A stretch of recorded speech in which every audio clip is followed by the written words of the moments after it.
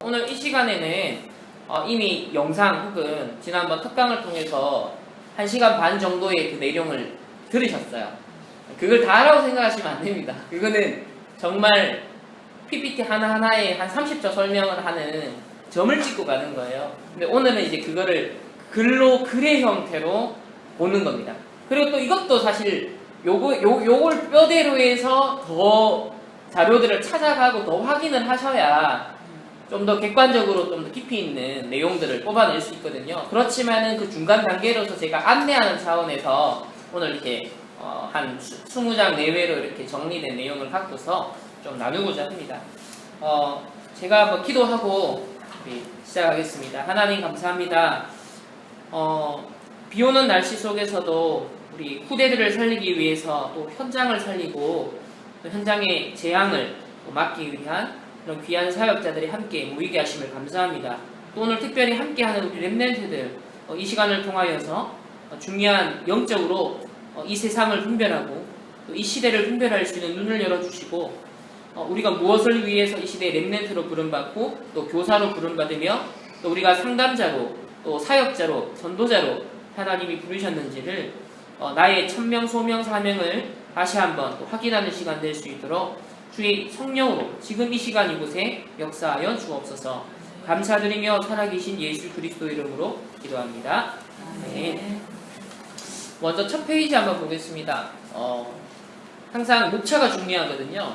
목차에서 전반적으로 어떻게 구성되어 있는지 그렇게 한번 보시면 그러니까 서론에 제 문제의식을 담은 서론입니다. 급변하는 현장 흐름을 보며 그리고 제2장이 보면은 6.8 문화운동의 역사적 흐름, 이거 객관적 팩트만 다루는 거예요. 그러니까 영적 재해석이 아니라 이거는 객관적으로 세상 6.8 운동에 대해서 옹호하는 사람들, 또 6.8 운동이 너무 좋았다 이런 사람들의 글들을 거의 제가 다 인용을 했어요. 그러니까 6.8 운동을 반대하는 사람의 글을 제가 인용한 게 아니라 6.8 운동을 옹호하는 사람이 본 6.8 운동이에요. 그렇기 때문에 이제 좀 더 깊이 있게 볼 수 있겠죠. 편견 없이 볼 수 있겠죠. 그래서 6.8 운동 이전, 그러니까 경제적 상황, 사회적 상황, 문화적, 정치적 상황 이렇게 구분해서 흐름을 보기 위해서 그리고 6.8 운동 당시의 대표적인 케이스로 프랑스와 독일을 조금 볼 거고요. 그런 게 전반적인 6.8 운동의 특징을 살펴보겠고요. 그리고 중요한 것은 이제 6.8 운동 운동 이후입니다. 주로 비판적인 교육, 또 성해방 운동, 여성 해방 운동, 페미니즘 물결, 또 가족 포민과 가족 파괴, 마약의 대중화 등의 현상이 나타나서 70년, 80년대 유럽을 휩쓸고 미국을 휩쓸며 드디어 이제 한국에도 2세대, 3세대 정도 된 사람들이 요 흐름을 잇는 지금. 그래서 대표적으로 나타나는 게 동성애 운동과 또 여성 해방 운동, 페미니즘 운동의 형태로 지금 우리나라에는 상륙을 한 거예요. 그렇게 보시면 될 것 같습니다. 그래서 세 번째가 이제 우리가 조금 보는 게 과연 이런 이념, 사상, 세계관이 전쟁 수준이다. 이거는 보이지 않는 사실은 총성 없는 정말 전쟁, 더 무서운 전쟁이죠. 그래서 특별히 6.8 운동 세대들에게 영향을 끼친 사상을 꼬집을 하면 이제 신좌파라고 그렇게 명명할 수 있습니다. 그래서 신좌파가 도대체 뭐냐? 그것이 지금까지 미국과 유럽의 뿌리 이제 지성인들 세계를 장악하고 있거든요. 지성인들의 거의 미국의 특히 서부 쪽, 또 동부 쪽에 지성인들은 거의 다 이 신좌파의 후예들이에요. 후예들. 그리고 난 다음에 주요 사상가들 살펴보겠고요. 그리고 이제 4장에서는 그 가운데 하나로서 젠더 이데올로기를 다룰 겁니다. 그러니까 지금 페미니즘, 동성애 운동 이런 걸 다 합쳐서 다 젠더, 지금 양성평등 이런 이름 나오죠. 그러니까 양성평등에서 그 성이 젠더예요.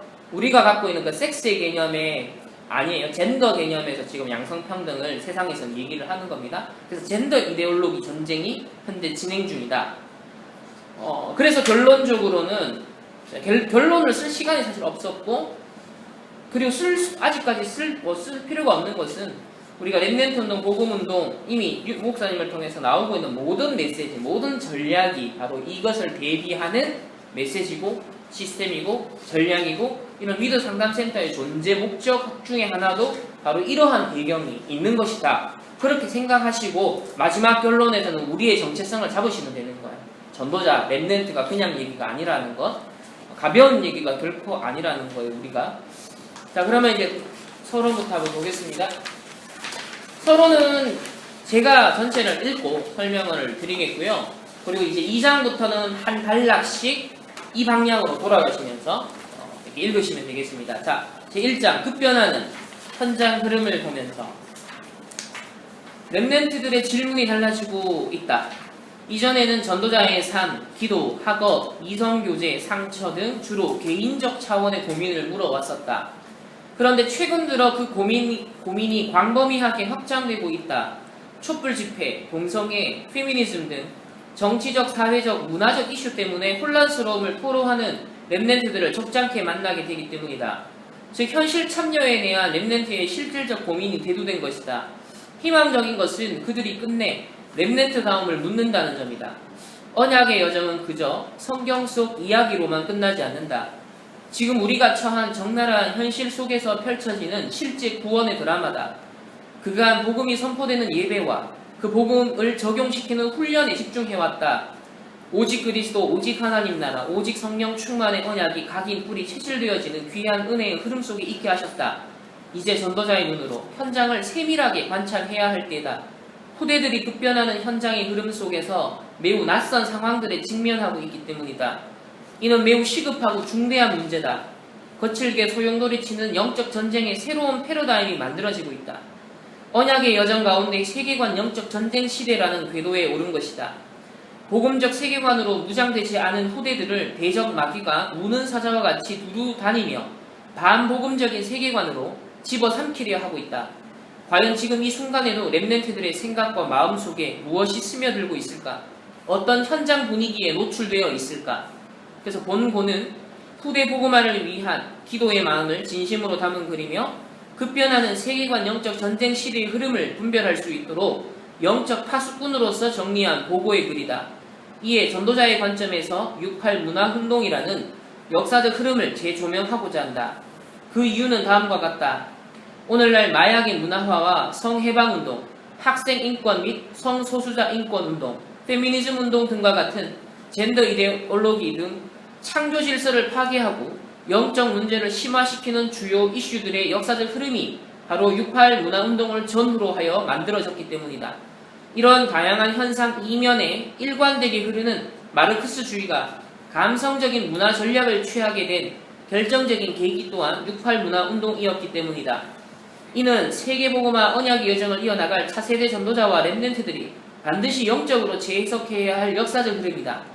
6.8 문화운동은 당시 6.8 세대가 전체가 공유했던 역사적 경험이었고 그들을 비롯하여 그 정신적 계승자들이 오늘날 유럽과 미국의 주류를 형성하며 흑암 구조화된 문화적 파장을 지속적으로 심화시켜 가고 있기 때문이다.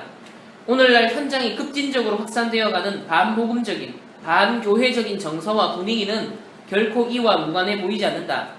분명한 영적 사실은 사탄이 각 시대마다 인간의 주체성을 역설하는 이념과 사상을 적극 악용하여 복음과 교회를 대적하여 왔다는 것이다.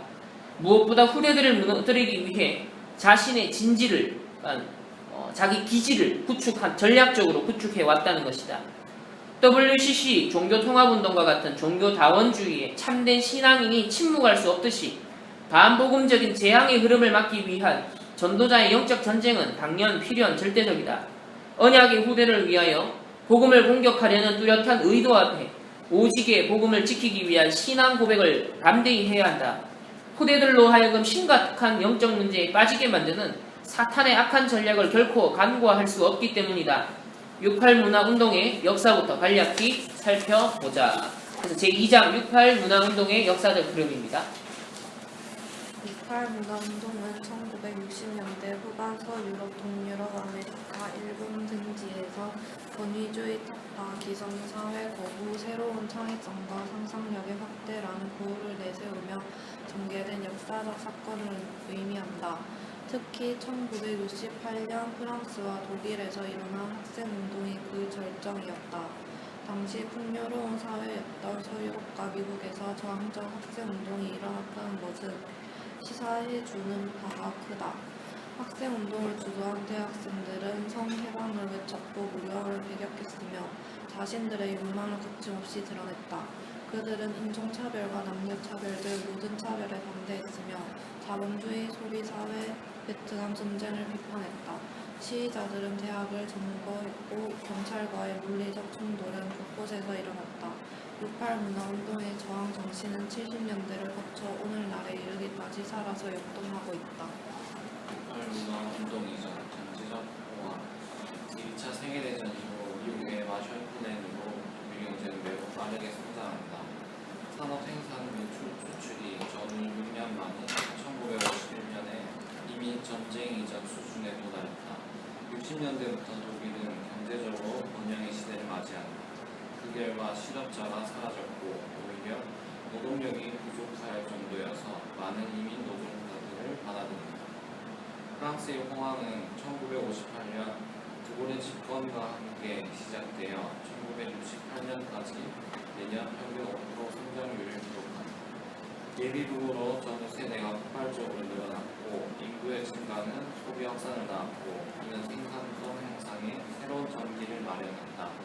국제적으로 확대된 시장도 중요한 요인이었다. 프랑스의 수출은 국민 총생산의 20%였고 독일은 28%에 달했다. 그러니까 경제적 상황이 제2차 세계대전이 종전되고 난 다음에 약 15년 정도 마셜 플랜을 통하여서 이 유럽의 전반적인 특히 이 독일 완전 망했었잖아요. 폭망했었잖아요. 2차 세계대전 전범 국가로서. 근데 이제 미국에 의한 마셜 플랜으로 경제적 지원을 통해서 복구가 빨리 된 거예요. 그래서 약 15년, 10년, 15년 이상은 엄청난 성장을 이 유럽이 하게 되어집니다. 급성장을 해요.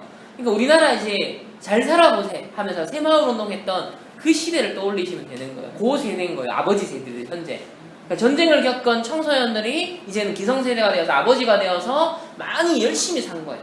근데 베이비 부모 세대는 뭐냐면 거기서 태어난 아이들인 거예요. 그러니까 이제 지금 맞물리는 거죠. 지금 우리의 젊은이들하고 딱 보면 지금 30대, 40대 보면 그 아버지들이 항상 이거 했던 새마을 운동을 하셨던, 잘 살아보시 하셨던, 그래서 과거에 배고픔을 아는 세대, 전쟁을 그래도 간접적으로 아는 세대.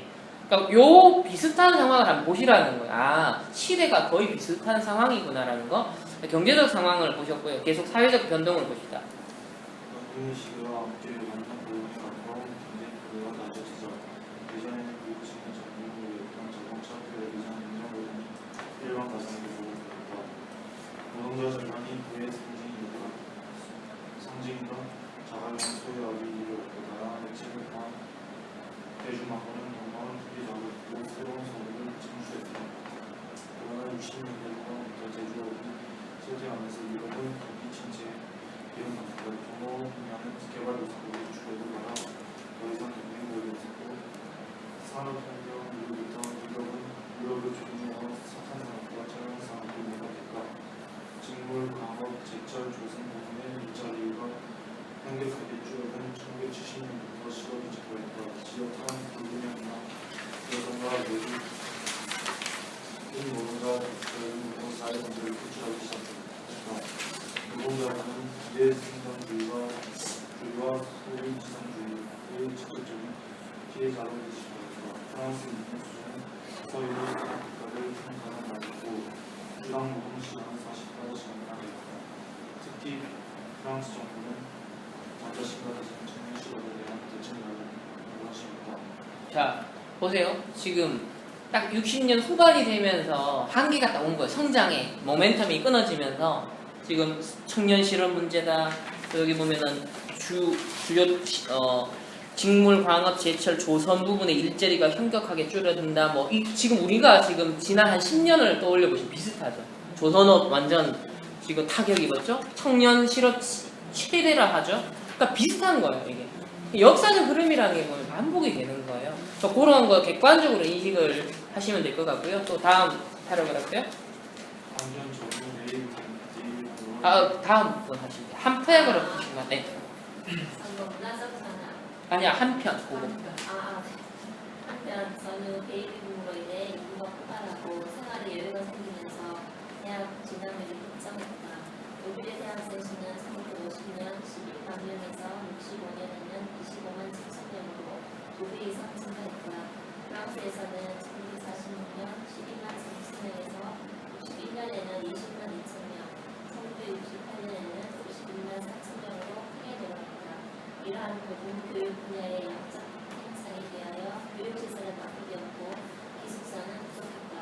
대학은 대형 강의실, 전형적인 주입식 교수법, 새롭지 않은 강의, 무자비한 유급제도와 같은 심각 문제를 해왔고 있습니다. 그러니까 베이비 부모 세대가 이 전쟁 이후에 태어난 이 베이비 부모 세대가 대학생 무렵이 되는 시점이죠. 엄청 이게 수가 많은데 시설은 부족하고 질은 떨어지고 그리고 옛날 성장 중심으로 가는 시대의 특징이 보면 권위주의적인 게 강할 수밖에 없어요. 왜? 쪼아야 되니까. 그래야 되니까 그거를 겪은 세대인 거예요. 똑같은 겁니다. 우리가 권위주의 독재 정부에 대해서 막 그때 쪼임을 당했던 지금 사람들이 반대로 딱 지금 나오는 것 같은 그 세대인 거예요. 계속 하세요. 외주적 수능은 컨셉적 수능과 더불어 의식적인 공동을 초래했다. 정부대 미국은 1948년부터 영국의 상품가를 급속도로 전 미국에 퍼져나가 미국의 대중문화에게 오랫동안 나타났다. 문명 PC 일대 청바지, 포토폴라, 할로윈과 대중문화는 유럽 젊은이들에게는 정신적 해방의 상징물로 작용했다. 반전통주의 경향의 종류는 제거, 조인 바이스와 같은 영국과 가설이나 자크 브렐, 로케레, 조스, 브라상스, 조니 할리데이, 실버 바르타, 에리 미첼, 리샤드 앙토니, 쉘라, 클로드 프랑소아즈 아르드와 같은 프랑스의 대중가수들이 젊은이들의 우상으로 등장한다. 1968년 6월에 파리의 나시온 광장에서 할리데이, 바르타, 앙토니의 콘서트가 열리자 상상을 초월한 15만 명이 모집하여 세계의 젊은이들과 같은 외국인 같은 후회와 같은 주문을 선포하기 시작했다. 그들은 자유를 추구하는 새로운 양식에 자연스럽게 동참했고 이를 통해 육체적 정신적 일체감을 맛보았으며 음악과 춤이 내리는 평등과 자유의 이상은 문화운동이 정치운동을 가지는 촉진제로 작용했다. 오픈물이 시끄럽다고 뒤로 틀어막는 세대 공간을 달리 젊은이들은 전쟁은 대신 사랑을 외치며 열어왔다. 이런 반감은 문화적으로는 재즈와 로큰롤로, 특히 프랑스에서는 춤과 노래를 소유하는 예의의 예품으로 나타났다. 정치적 불안, 유럽의 전반적인 정치 상황은 순탄하지 않았다. 에스파냐는 프랑코의 장기 독재와 싸웠고 북아일랜드는 가톨릭 교도에 대한 탄압에 저항했으며 체코슬로바키아의 지식인 학생 노동자는 프라하의 봄으로 전 세계를 흔들었고 영국에서도 수만 명의 학생들이 베트남 전쟁을 반대했다. 독일과 프랑스에서도 대학가를 중심으로 베트남 전쟁 권위주의적 교육체계 폐지에 반대하는 크고 작은 시위가 잇따랐다. 미디어는 대중들의 정치적 관심을 증폭시켰다. 대중들은 베트남 전쟁의 실상을 안방에서 생생하게 보면서 이 전쟁의 참혹함을 피부로 느낄 수 있었다. 특히 무차별적인 네이팜탄 공격에 경악한 유럽의 젊은이들이 베트남 전쟁 반대 운동에 본격적으로 뛰어들었다. 국제 정치에 대한 문제의식을 공유해가며 전쟁과 제국주의에 반대하는 투쟁을 전개해 나갔다. 이미 1966년부터 학생들의 정치의식은 매우 고양되어 있었는데 그 배경에는 베트남 전쟁이 미국의 명분 없는 전쟁이라는 인식이 깔려 있었다. 68 문화운동 당시 학생들이 베트남 전쟁에 반대하고 제3세계의 해방으로까지 관심을 넓히게 된 배경에는 사르트르, 보부아르, 세민 같은 프랑스 지식인들을 활동이 있었다. 또 학생들은 마오쩌둥, 카스트르, 체 게베라, 호치민 같은 제3세계 혁명가들을 열렬하게 지지했다. 프랑스와 문화운동의 출발지로 알려진 나트리 대학은 매우 열악한 교육 환경 막면을 놓았다. 1967년 11월 17일 이 대학 사회학과 학생들은 11간 동맹에 휴업에 들어갔다. 투쟁 시위의 주동자였던 다니엘 홈레드 의사는 카리스마적 선교가로 혁명의 새로운 인물로 등장했다. 1968년 3월 20일 학생운동은 새로운 운명을 맞이한다. 그 전날 대학생 8명이 미국 베트남 전쟁에 항의해 아메리칸 익스프레스 사무실을 습격하고 미국 선조들을 불쾌한 죄로 체포되었다. 다니엘 홈벤트와 같은 학생들은 대형 강의실을 이용하여 학생들을 모았고 대학 공부를 전부하는 걸 펼쳤다. 이것이 바로 3월 22일 사건으로 많은 사람들은 이 사건을 프랑스 6.28 문화운동의 기원이랍니다. 이날 발표된 선언문에는 대학생 1,500명이 참여했고 자본주의, 기술 발효주의에 물든 대학에 대한 반대, 중립적 지식에 대한 철저한 거부, 그리고 노동일과의 연대에 대한 호소가 덧붙여졌다. 이제 선동과 낙서가 대학의 일상생활이 되었다. 난테르 대학 학생들의 시위는 다른 대학으로 번져나갔다. 5월 6일 시위자는 1만 명이 되었고 이때 노동자, 실업자, 고등학생은 처음 모습을 드러냈다. 5월 10일 운동이 더 확대되자 화염병과 체류탄이 파리를 뒤덮었으며 텔레비전이 이 상황을 생방송했다. 5월 13일 학생들은 드골의 사임을 촉구했고 노동자와 학생은 하나가 되었다. 시위는 수많은 학생과 청년 노동자들의 대학 창고로 이어졌다. 근처에서 사람들은 자유 발언을 했다. 그런 주제는 대학 문제, 경찰의 폭력이뿐 아니라 노동조건, 자치, 사회의 미래 등 다양한 모든 사회적 문제들을 다뤘다. 이런적 파업은 5월 20일부터 24일까지 전국으로 확산되어 교수가 900만 명이 이르렀다.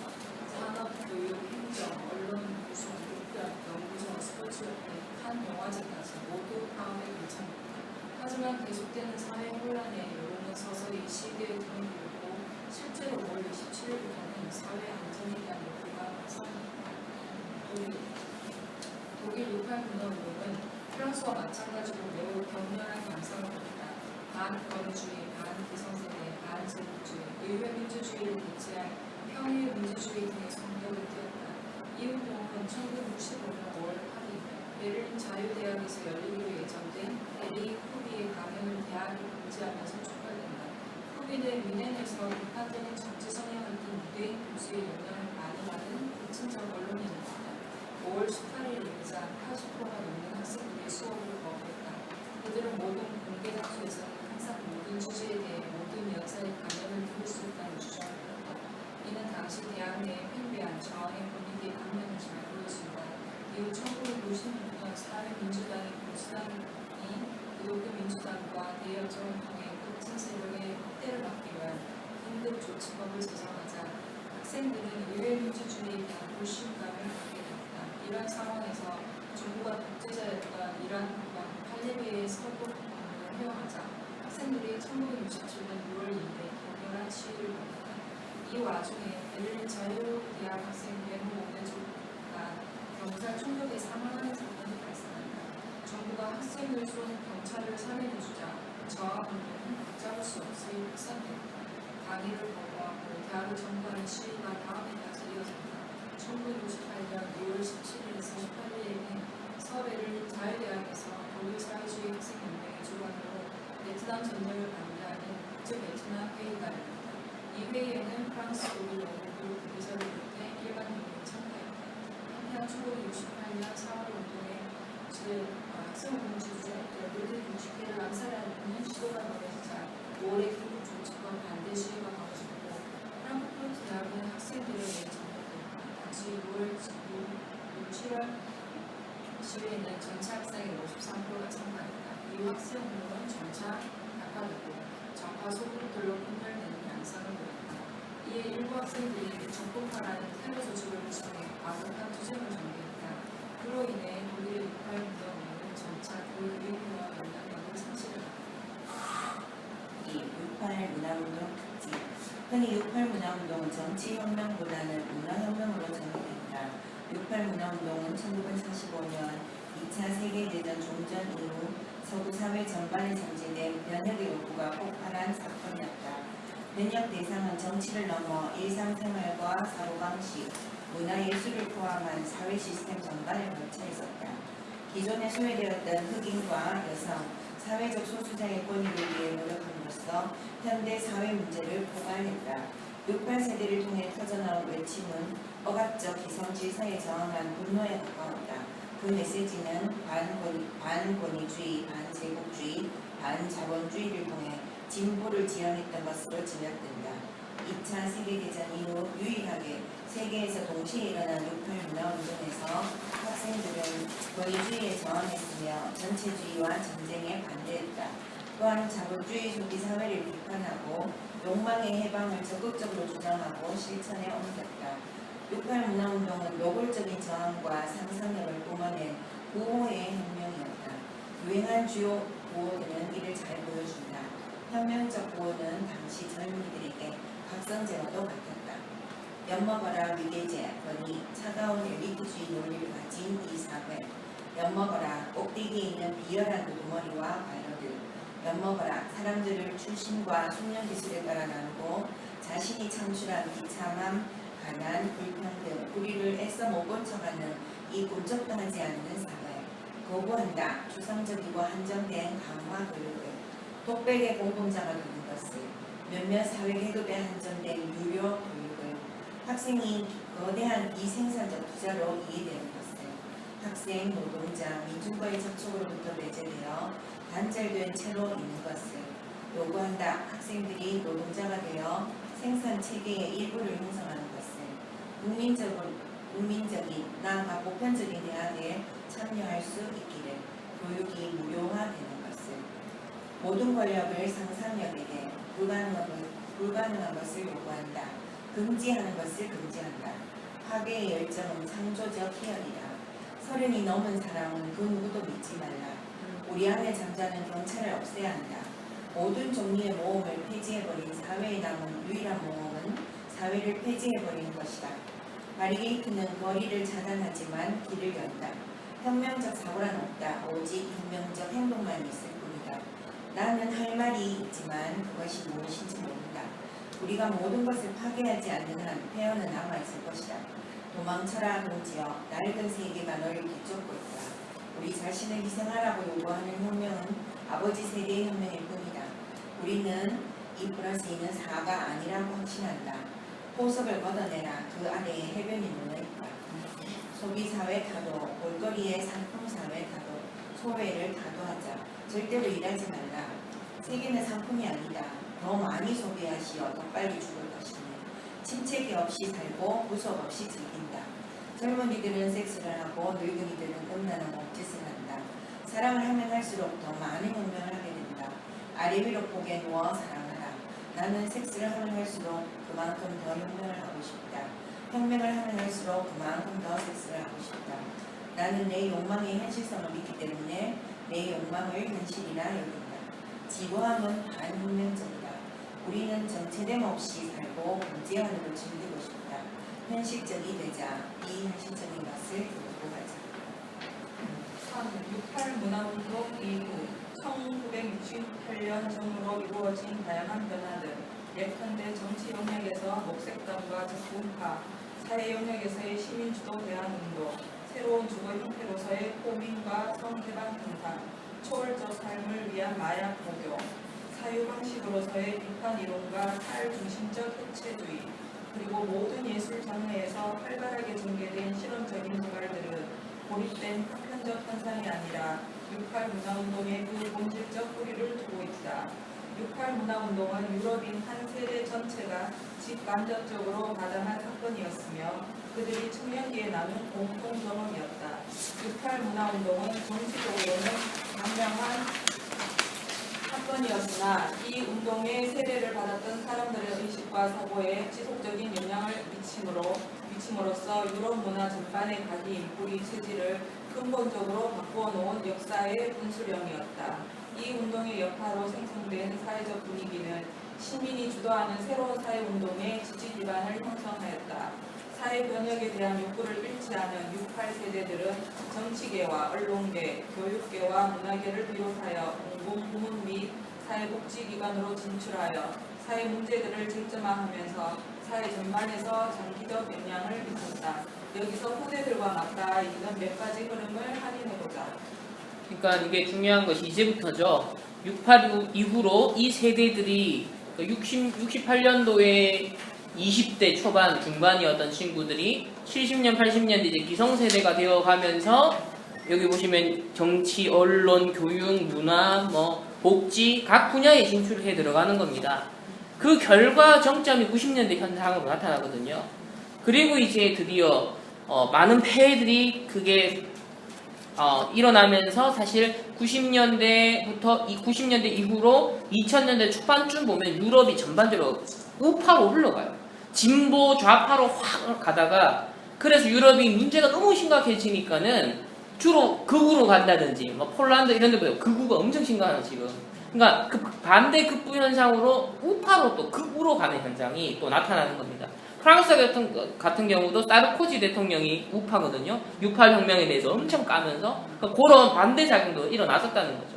그래서 지금은 그나마 유럽이 어느 정도 조금 중간 정도로 약간 뒤섞여 있는 거죠. 그러니까 68 혁명적인 것들이 상당히 남아 있으면서도 그 반대로 그래도 질서를 원하는 사람들이 있기 때문에 약간은 뭐 한 60대 40 비율 정도 이렇게 있는 거예요. 남아 있는 거예요. 그런데 한국 같은 경우는 지금 이제 많이 기울었어요. 이제 뭔가 이런 분위기들이 막 일어나고 있기 때문에. 그러니까 향후 앞으로 우리가 겪을 10년, 20년의 세월은 이제 이런 좀 혼돈스러운 세월로 말 가능성이 크다라는 거예요. 우리 후대들이 가게 될 현장에 교육 현장, 문화 현장은 이런 게 소용돌이를 친다라는 거예요. 그러니까 그거를 알아야 우리가 지금 사역을 한다, 대비를 한다 했을 때 적어도 5년, 10년이 어떤 흐름으로 갈 것이다. 이제 그걸 알고 우리가 볼 필요가 있다. 그러니까 역사는 항상 지금과 미래를 우리가 확인을 할 수 있는 거거든요. 그러니까 좀 더 객관성을 더하기 위해서 우리가 유럽의 상황과 한국의 상황 다르지만은 전반적으로 되게 비슷한 것들이 많다라는 거. 그걸 좀 확인하실 수 있을 겁니다. 자, 그러면 비판적 교육부터 한번 봅시다. 비판적 교육. 68세다가 30살이 넘은 자는 믿지 말라고 외쳤던 것은 탈권위주의를 의미했다. 이는 특히 교육혁명으로 이어졌다. 유치원에서부터 대학까지 탈권위가 이념으로 자리 잡았으며 어느 습관과 같은 사소한 일상에도 변화의 바람이 불었다. 대표적인 사례는 독일과 비판대학과 프랑스의 실험대학을 꼽을 수 있다. 1967년 가을 독일 베를린 자유대학에 설립된 비판대학은 신자파 학생들과 지식인들이 주축으로 이루어져 시작되었다. 완전한 자유, 차이의 인정, 자치의 실현, 쾌락 원칙을 실현하는 어떤 억압이나 금기도 존재하지 않은 해방대학을 지향했다. 이 대학은 제3세계의 해방, 긴급조치법, 대학개혁, 마르크주의, 정신분석과 사회적 억압, 베트남 및 라틴 아메리카의 제국주의와 사회발견, 60년대 유럽에서 사회투쟁과 같은 새로운 강좌를 개설했다. 이러한 강좌들은 기존 대학이 추구해온 이론적 학문 기초를 헐어버리는 계기를 제공했다. 그러니까 지금 대학 분위기가 이래요. 이런 흐름으로 상당히 가고 있습니다. 그러니까 페미니즘에 대한 그 교양 강좌들 지금 계속 개설되고 있고요. 뭐 인권에 이런 거 관련된 것도 많이 생겨나고 있고요.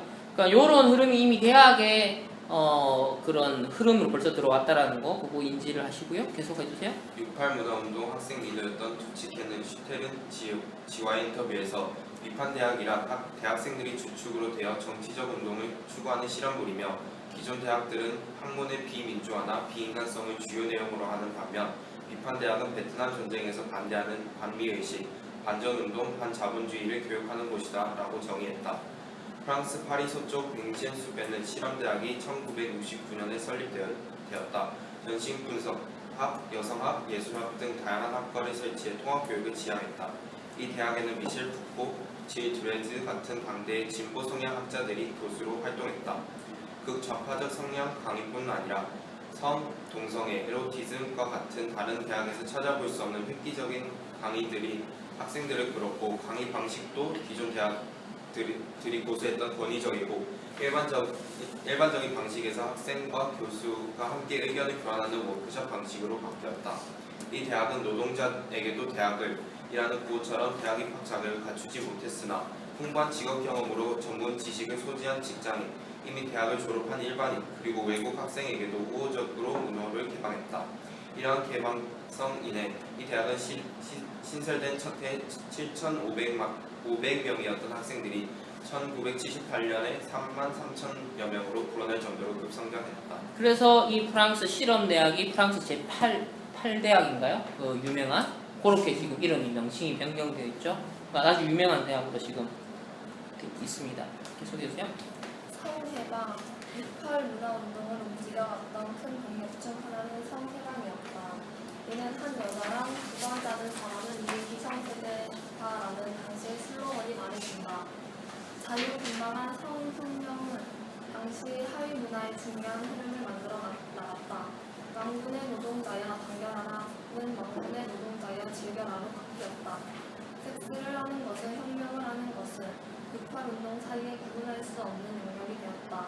프리섹스는 낡은 사회 이념을 대한 급진적 저항의 일환으로 여겨졌다. 시위에 참여했던 남녀 대학생들은 공개장소에서 입을 맞추었으며 1969년에는 프랑스의 저항 가수 세르주 갱즈부르는 69년은 에로틱한 해라는 노래를 불렀다. 68세대는 모든 부족과 허브에 저항하며 욕망과 상상력을 해방하고자 했다. 이것은 기성질서가 유곽근육주의적 논리를 깨뜨리기 위함이었다. 68 문화운동 당시 선보였던 초현실주의적 시위 방법들은 매우 도발적이었다. 저항적인 상상력의 산물이었다. 예컨대 근엄한 표정과 진지한 내용을 강연하는 교수, 정치 목사들의 강연장은 상반신을 벗고 젖가슴을 드러낸 채 침투하여 강연을 방해하는 식이다. 이는 경박함, 유쾌함이라는 역설적 표현 방식을 통해 근엄한 진지함이라는 지배적 이데올로기를 폭파시켜버리는 것이다. 이러한 도발 전략 68 문화운동 시위 과정에서 폭발적 인기를 끌었다. 다양한 피임량이 보급되면서 여성들도 임신의 두려움 없이 성의 자유를 만끽하게 되었다. 이때로부터 서구 사회의 성윤리가 급격하게 바뀌게 되었고 처녀 신부는 시대에 맞지 않은 관념으로 굳어지게 된다. 낙태의 합법화를 위한 적극적 노력이 역동했고 동거와 같은 자유로운 결합이 일반화되었다. 프랑스에서는 혼인신고 없이 동거 중인 커플에게도 부부관계를 인정하고 각종 세제 혜택을 부여하게 됐다. 68 문화운동 당시 성해방은 주로 이성 간에 이루어졌다. 일부 1처제 결혼관을 무너뜨리고 쾌락적 성을 추구하는 게 주대 목표였다. 그러나 자유연애, 프리섹스가 사람들 의식 속에 각인되면서 사회적 이슈로 표출된 것이 바로 1970년대 이후 불어닥친 동성애 운동이었다. 이렇게 68 문화운동 이후 성해방운동은 가히 폭발적으로 확산되어 갔다. 68 세대는 개인의 욕망을 억압하고 감시하는 모든 규칙과 전통을 거르시며 오직 개인의 욕망만이 현실이라고 자각하였다. 이후 유럽의 출산율은 급격히 하락했고 고정자본의 생산성도 떨어졌으며 실업이 증가했다. 여성해방 68 문화운동은 프랑스와 독일의 여성운동 역사에서 분기점을 형성한다. 개몽주의 이후 프랑스와 독일의 전통적 여성운동은 자유와 평등 이념을 추구하면서 참정권이나 교육의 기회균 등 같은 법률적, 정치적 권리의 확대와 직장 생활에서의 남녀 동등 대우를 주요 투쟁 목표로 설정해왔다. 이에 비해 68 문화운동에서 촉발된 새로운 여성운동은 성, 가족관계, 가사노동에서의 평등관계, 실현에 초점을 맞추기 시작한다. 반권위주의를 내세운 68운동은 여성들의 자의식 속에 가부장적인 위계 질서를 감옥처럼 느끼도록 각성시켜 주었다. 그동안의 전통적 가족의 틀에 매이고 억눌렸던 상처에서 해방시켜주는 결정적 계기가 되었다. 정략 결혼의 거부, 자기 인생의 자유로운 선택, 자유연애, 자유결혼, 이혼의 자유, 성해방을 요구하기 시작했다. 68 문화혁명의 세례를 받은 여성들은 기존의 정치적 사회적 체계가 남성 중심의 지배구조로 구축되어 있기 때문에 여성들만의 문제를 위한 목소리가 필요함을 자각한다. 결국 여성들이 일상생활 속에서 겪는 모든 어려움과 갈등 구조를 타파하기 위해서는 억눌린 여성들의 이야기를 폭로하여 정치적 일치 단계를 이루어야 함을 깨닫는다. 이제 여성들은 시몬 드 보부아르가 말한 여성은 태어나는 것이 아니라 길러지는 것이다 라는 주장을 현실에서 충분히 이해하기 시작했다. 여성운동은 캐롤 허니쉬의 개인적인 것이 정치적인 것이라는 구호 아래 일상생활에서의 흔히 겪는 여성 차별을 사회 정치적 차원에서 비판하기 시작했다. 지금 일어나고 있죠. 이것은 여성들이 가지고 있던 성에 대한 죄의식을 없애는 것으로 연결되었다. 앞으로 이제 어떻게 페미니즘 운동이 가속화되어지고 퍼지면서 결국 나타나게 될 결과는 이쪽으로 가게 될 가능성이 큽니다. 성에 대한 죄의식을 없애는 쪽으로 연결되고 이제 여성들은 자기 육체의 제약을 느끼지 않았다. 왜냐하면 이러한 제약의 감정은 바로 자유의 상실을 의미했기 때문이다. 피임과 낙태의 자유가 여성을 임신에서 해방시키는 것이 가장 핵심 요인이라는 것이 여성운동에 참여한 여성들의 공통된 생각이었다.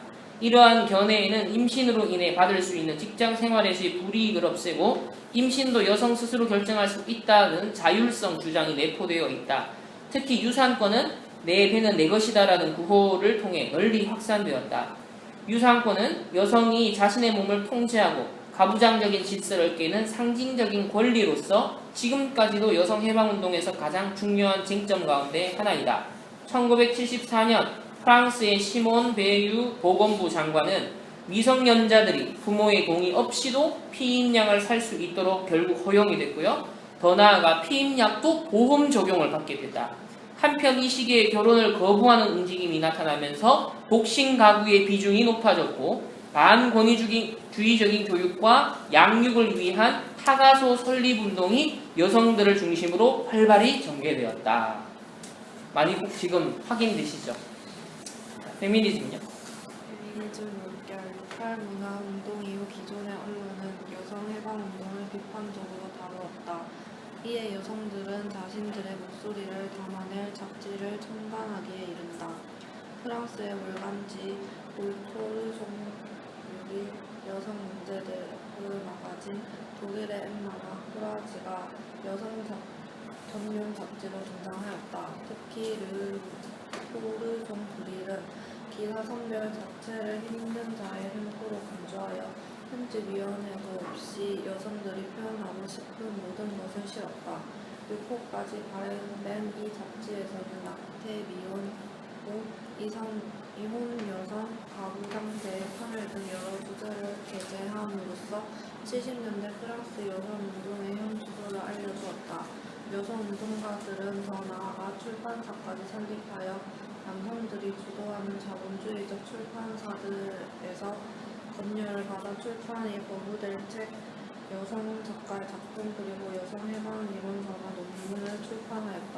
프랑스의 여성 출판사 제3자 그리고 독일의 여성 공격제가 주요 출판사들이었다. 더구나 독일의 대형 출판사인 요굴트와 피셔도 여성 시리즈물을 내놓기 시작하였다. 출판사나 여성 전용 서점에 마련되어 있는 여성 전용 찻집이나 카페는 독서 모임과 토론 모임을 상시하여 새로운 의사소통 중심지로 점점 발전해 나갔다.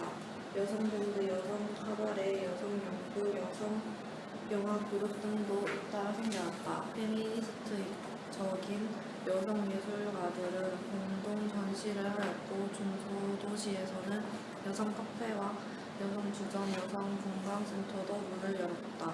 절정기에 이른 여성 문화의 확산은 학문적인 여성 연구로 이어져 여성의 역사, 여성의 몸에 대한 연구가 활발해졌다. 특히 대학에서 개최된 여성 세미나는 이때까지 남성들의 학문에 의해 왜곡되거나 도외시되어 온 주제들을 집중적으로 조명하였다. 소녀의 사회와 가사, 여성에 대한 폭력, 여성의 역사 등에 관한 것이었다. 뿐만 아니라 새로운 학문 영역으로 자리매김한 여성학은 역사, 사회학, 심리학, 신학, 문예학, 언어학 등 모든 학문의 영역으로 범위를 넓혀 여성학자들은 남성 독점의 학문 분야를 타파하고자 하였다. 즉 학문이 권력의 도구로 전락한 것에 대해 여성 해방 관점에서 비판을 제기한 것이다. 6.8 문화운동 때 일어나는 여성 해방 운동은 보부아르의 사상에 기반으로 한다며 1990년대 이후 페미니즘 운동은 젠더 트러블 페미니즘과 정체성 정보를 쓴 주디스 버틀러에 기대어 있다. 오늘날 격렬한 페미니즘 논쟁은 바로 이런 역사적 맥락 속에 그 뿌리를 두고 있다. 과 가족파괴 6.8 문화운동 전개 과정에서 등장한 주거 운동체로서의 호민은 원래 정치 결사체에서 출발한 호민의 이념이 생활 문화에 침투한 결과로 볼 수 있다.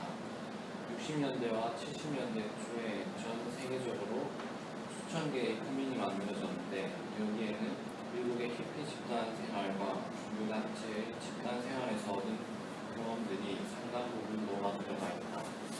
그 밖에도 예술이나 인종 문제 혹은 정치적 측면에서 만들어진 포인트들이 존재한다. 미국의 경우 특히 캘리포니아와 뉴잉글랜드 지역에서, 유럽에서는 독일과 네덜란드에서 포민 활동이 활발했다. 주로 빈집이나 특정 도시구역을 점거하여 포민들이 결성되었다. 6.8 운동 과정에서 이루지 못한 유토피아를 실제 삶에서 건설하기 위해 포민을 만들었던 이들이 추구하였던 것은 억압과 독박의 삶에서 벗어나 자유로운 영혼들끼리 교감하는 자유로운 삶이었다. 즉 성취 원칙이 지배하는 삶을 필요하고 쾌락 원칙을 현실에서 실현하는 것이 이들의 목적이었던 것이다. 포민 소소원들의 활동은 끊임없이 전복적 행동을 벌임으로써 기성 질서에 도전하고 또 이를 통해 틀에 박혀 굳어있는 시민들의 의식을 형성시키는 데 맞추어져 있었다. 포민은 문화혁명의 전위대의 역할을 했다. 1966년 독일에서 포민일이 결성되면서 그 인역적 투표를 마련한 비터 푼첼만은 자신이 쓴 대도시의 혁명적 포민의 삶들을 위한 제도에서 체게바라를 인용하면서 자신들이 만들어 나가야 할 21세기 인간은 무엇보다도 시민사회의 종속관계를 철폐하고 인간을 이성의 틀에 끼워 맞추고 사무라 하는 일상적 제도들의 철폐를 위해 노력해야 한다고 말했다. 푼첼만은 결혼을 그 예로 들었다. 푼첼만은 시민사회의 전통적인 결혼 제도는 배우자와 자식들에 대한 부정적인 소유욕을 발동시키고 배타적인 사랑의 품매새가 된다고 말했다. 바로 여기에서 경쟁과 지배, 착취화가 소외라는 자본주의의 근본적항이 발생할 근거가 마련되는데 이러한 구조적인 자본주의의 악이야말로 인간 해방을 위해서 척결되어야 할 공적 임무가 된다는 것이다. 따라서 인간 해방을 위해 가장 필요한 작업은 전통적 가족 제도를 접목하는 것인데 그 지름길이 바로 포민이었던 것이다. 앞서 살펴본 성해방, 여성해방, 페미니즘 운동과 더불어 이러한 포민의 시도는 성경적 창조 질서인 가족을 파괴시킨다. 마약 대중화 6.8 운동 전으로 독일의 저항민들 사이에는 마약, 특히 하스시시와 마리아나를 복용하는 것이 대대적인 유행으로 자리 잡았다. 청소년들과 자유민들 사이에 불법적인 마약 권력 생산이 광범위하게 확산된 것이다. 소규모이기도 LSD로 시중에 유통되었다. 성인식 단지 파티는 물론이고 단체를 결성할 때에도 청소년들이 마리아나 같은 마약성을 복용하였고 이러한 절차가 상대화되면서 마약은 청소년들의 하위 문화에 중요한 영향을 미치게 된다. 원래 마약은 물질 문명에 반발하고 대안적 산업은 미국의 히피 문화의 중요 요소였다. 히피들은 마약 운동을 통해 심리적 상황을 바꿈으로써 불안한 현실에서 탈출하고 독실의 의식, 행정을 통한 심리체험을 이루고자 했다. 마약의 의식, 입장을 통한 심리체험을 가볍게 하는 수단이 될 수도 있다는 히피들의 교육은 60년대 후반으로 청년층의 광범위하게 확산되었다. 그 배경에는 미국의 하버드 심리학과 교수 티모시 리어리의 이론이 중요한 역할을 차지했다. 그는 이미 60년대부터 같은 가수 소수와 함께 마약이 가져오는 의식에 대한 주제에 몰두하였고 학생들에게 LSD를 투여하여 실험한 결과는 마약의 의식의 확장에 기여하여 마약을 통해 얼마든지 새로운 세계, 이상적인 세계를 체험할 수 있다는 학설을 내기게 된다. LSD 스승이라는 친구의 공학교 리어리 교수는 젊은이들에게 LSD를 통한 환각 상태의 체험을 권하면서 그 과정을 도치, 공부, 일터로 요약했다.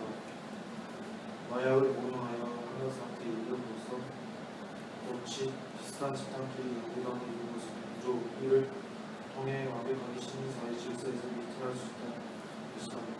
이는 마약이 지닌 마음과 대화가 상대적 합리주의를 보여준다. 이러한 상대는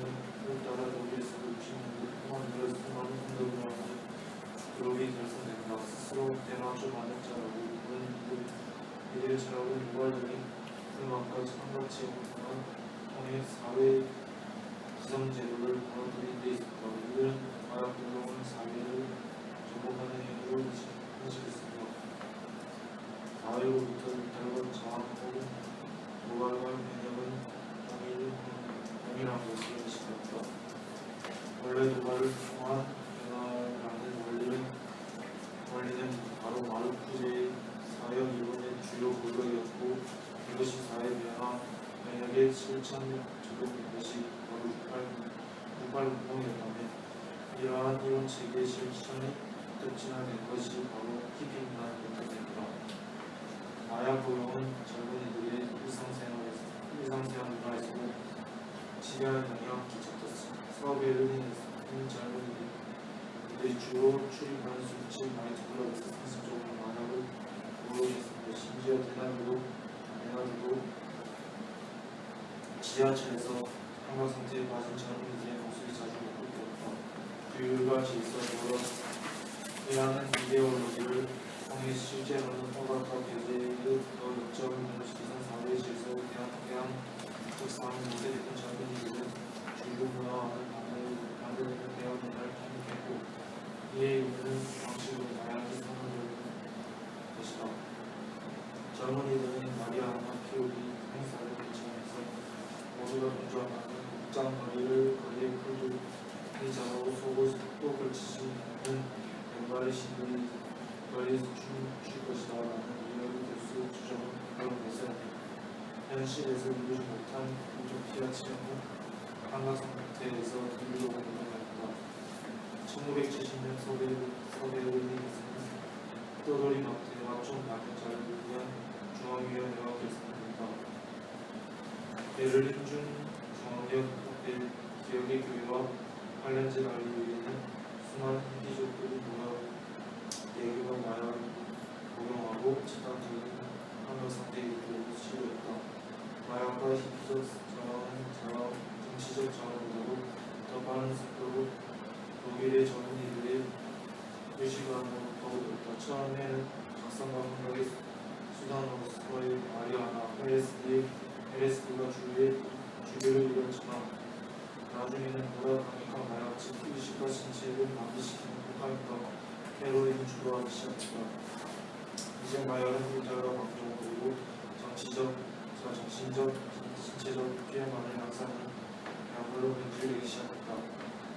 1969년, 70년 음악가 지미 hendrix, 제니스 조플린, 짐 모리슨이 마약을 가담으로 한 것에 잇따라 목숨을 잃는 사건은 이러한 변화를 잘 보여준다.